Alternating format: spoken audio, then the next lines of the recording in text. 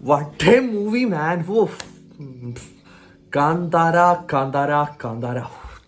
Chapter 1. തീ എന്ന് പറഞ്ഞാൽ ഋഷഭ് ഷെട്ടി എന്നടാ പണി വെച്ചിരിക്കേ. അപ്പടി ഇருக்கு. അടിപൊളി എന്ന് പറഞ്ഞാൽ അടിപൊളി. Hello guys, good morning. ഇന്ന് ഒക്ടോബർ 3.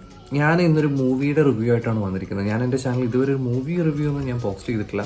ഫസ്റ്റ് ടൈമാണ് ഞാനൊരു മൂവിയുടെ റിവ്യൂ ഇടുന്നത്. അത് ഇടാൻ കാരണം എന്ന് വെച്ച് കഴിഞ്ഞാൽ ആ മൂവി എന്നെ അത്രമാത്രം എനിക്ക് ഇഷ്ടപ്പെട്ടു. എല്ലാവർക്കും ഇഷ്ടപ്പെടുമെന്ന് തോന്നുന്നു.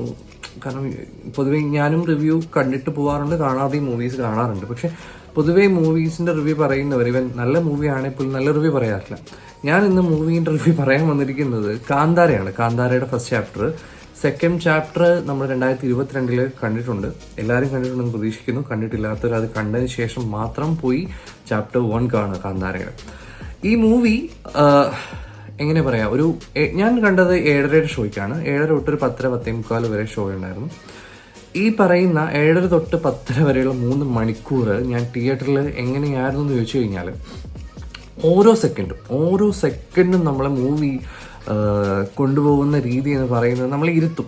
ഒരു പടം നമ്മളിങ്ങനെ ഇരുത്തിയിട്ട് ഇങ്ങനെ രോമാഞ്ചം വന്നിട്ട് നമ്മളിങ്ങനെ ആ ഒരു പീക്ക് ലെവലിലെത്തില്ലേ, ഈവൻ ഫൈറ്റ് സീക്വൻസ് ആണെങ്കിലും ഇതിനകത്ത് അഭിനയിച്ചിട്ടുള്ള എന്താ പറയുക, എല്ലാ ക്യാരക്ടേഴ്സും, ഫൈറ്റും വിഷ്വലും കളർ ഗ്രേഡിങ് കൊടുത്തിരിക്കുന്നതും ശരിക്കും സിനിമാറ്റോഗ്രഫി ഒക്കെ ചെയ്തിരിക്കുന്നത് അൺബിലീവബിൾ ആണ്. നമുക്ക് തിങ്ക് ചെയ്യാൻ പറ്റില്ല. കാരണം കാന്താര ഫസ്റ്റ് പാർട്ട് എങ്ങനെ എടുത്ത് വെച്ചിരിക്കുന്നു, നമ്മൾ സെക്കൻഡ് പാർട്ട് കണ്ടിട്ട് പോകുന്ന ഒരാൾ, അതായത് സെക്കൻഡ് പാർട്ട്, അതായത് 2022 സിനിമ കണ്ടിട്ട് പോകുന്ന ഒരാൾക്ക് ഒരിക്കലും കമ്പയർ ചെയ്യാൻ പറ്റില്ല. ആ മൂവിയും ഈ മൂവി അതിൻ്റെ ഒരു ഫസ്റ്റ് പാർട്ടാണ് ഇതെന്ന് പറയാനേ പറ്റില്ല. കാരണം ആനയും ഉറുമ്പിൻ്റെ വ്യത്യാസമുണ്ട്.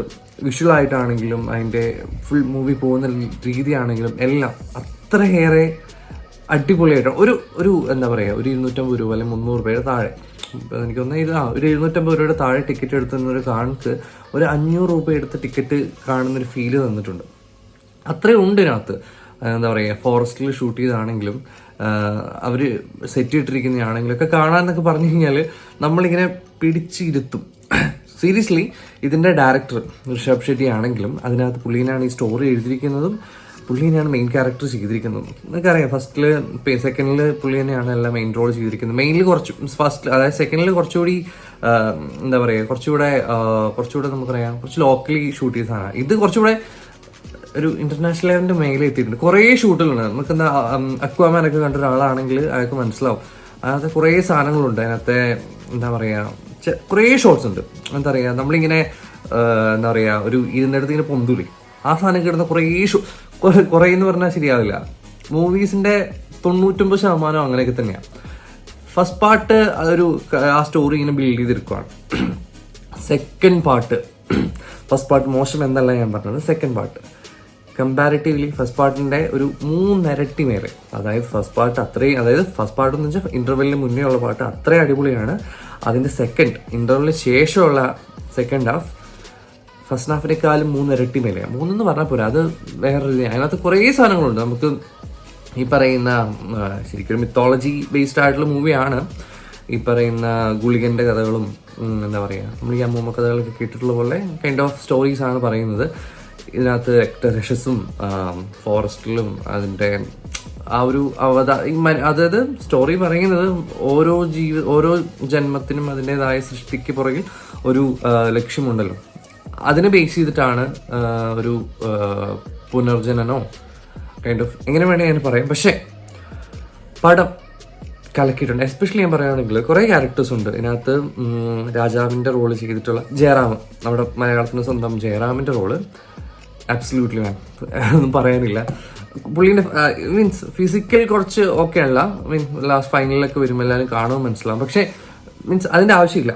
പുള്ളി അത് ക്യാരക്ടർ വെച്ചിട്ടും പിന്നെ പുള്ളീൻ്റെ ആക്ടിങ് വെച്ചിട്ടും അത് എക്സ്ട്രീം ലെവലിൽ എത്തിച്ചിട്ടുണ്ട്. നടിയാണെങ്കിൽ പോലും വില്ലൻ റോൾ ചെയ്തിട്ടുള്ളത് ഒരു ഫണ്ണായിട്ടുള്ളൊരു വില്ലനാണ്. അങ്ങനെയാണ് ചെയ്തിരിക്കുന്നത്. പക്ഷേ പറയാനില്ല. അതിൻ്റെ മൂവി മീൻസ് ആ ഡയറക്ഷൻ എല്ലാം നമുക്ക് കണ്ടാൽ മനസ്സിലാവും. സ്റ്റോറിയൊക്കെ പക്ക എന്താ പറയുക, പണിയെടുത്തതിൻ്റെ റിസൾട്ട് പുള്ളിക്ക് നല്ലപോലെ കിട്ടുന്നുണ്ട്. ഇതൊരു എന്താ പറയുക, ടിക്കറ്റ് ബുക്ക് ചെയ്യുക കിട്ടില്ല, സീരീസിൽ കിട്ടില്ല. നിങ്ങൾ പ്രൈമിലൊക്കെ വന്നിട്ട്, ഇത് ആമസോൺ പ്രൈമുമായിട്ടാണ് പാർട്ട്ണർഷിപ്പ്. സോ പ്രൈമിൽ വന്നിട്ട് കാണാനാണ് പ്ലാൻ എങ്കിൽ വെയിറ്റ് ചെയ്യണ്ട. നിങ്ങൾക്ക് തിയേറ്ററിൽ പോയി കാണുന്നതിൻ്റെ ഒരു കാണാനുണ്ടെന്നല്ല, കാണണം. തിയേറ്ററിൽ പോയി കാണണം. അത്രയും സെറ്റാണ്. എന്താ പറയുക, എനിക്കറിയില്ല. ഒരു മീൻസ് ഫസ്റ്റ് ടൈമാണ് ഞാൻ ഈ റിവ്യൂ പറയുന്നെങ്കിലും എൻ്റെ എന്താ പറയുക, എൻ്റെ ഹൃദയത്തിൽ തൊട്ടാണ് ഞാൻ പറയുന്നത്. മൂവി അത്ര അടിപൊളിയാണ്, ഒന്നും പറയാനില്ല. Thank you for this movie. എന്താ പറയുക, ആബ്സല്യൂട്ട് മൂവി, ഒരു ആബ്സല്യൂട്ട് ഇന്ത്യൻ മൂവി. ഒരു സൗത്ത് സൈഡിൽ നിന്നൊക്കെ എനിക്കറിയില്ല എന്തുകൊണ്ടാണ് ഹിന്ദിയും എന്താ പറയുക ബോളിവുഡിലൊക്കെ ഇങ്ങനെ ഒരു സാധനം ചെയ്യാത്തതെന്ന്.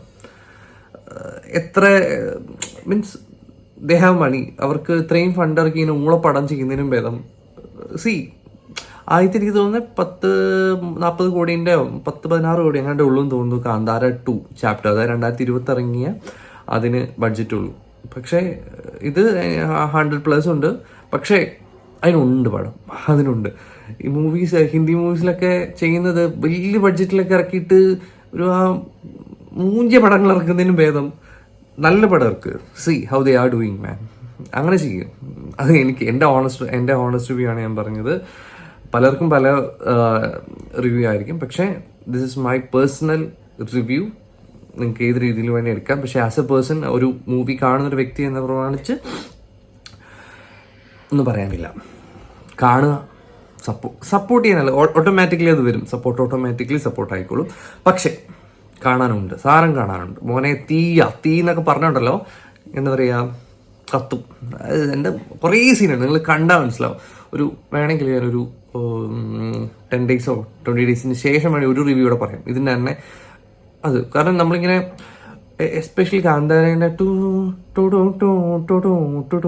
ആ സാറില്ലേ, നമ്മുടെ പറയുക ചില മൂവീസിൽ ചിലവരുടെ ബീജിങ് ഇടയ്ക്കിടയ്ക്ക് വെറുപ്പിക്കും. നമ്മുടെ ഈ സാധനം നമ്മളിങ്ങനെ നോക്കും എവിടെ ഇട്ടാ, ഇത് ഇടേണ്ടടുത്ത് ആ സാധനം ഇട്ടിട്ടുണ്ട്.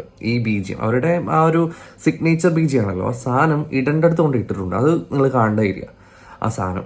എനിക്ക് തോന്നുന്നു എൻ്റെ ഒരു പാർട്ടോടെ വരാനുണ്ട്. ഒരു ചാപ്റ്റർ 1 ആയിട്ട് തന്നെയാണോ ചാപ്റ്റർ 2 ആയിട്ട് ഒരു ലെജൻഡിൻ്റെ ഒരു കംബാക്ക് പോലെ ഒരു സാധനം കൂടെ പറഞ്ഞിട്ടാണ് ഞാൻ നിർത്തിയത്. വന്നാൽ പോയി കാണാനുണ്ടാവും അത്. Seriously thank you for watching. ഒരു 7 മിനിറ്റ്സ് എടുത്തിട്ടുണ്ട്. Thank you.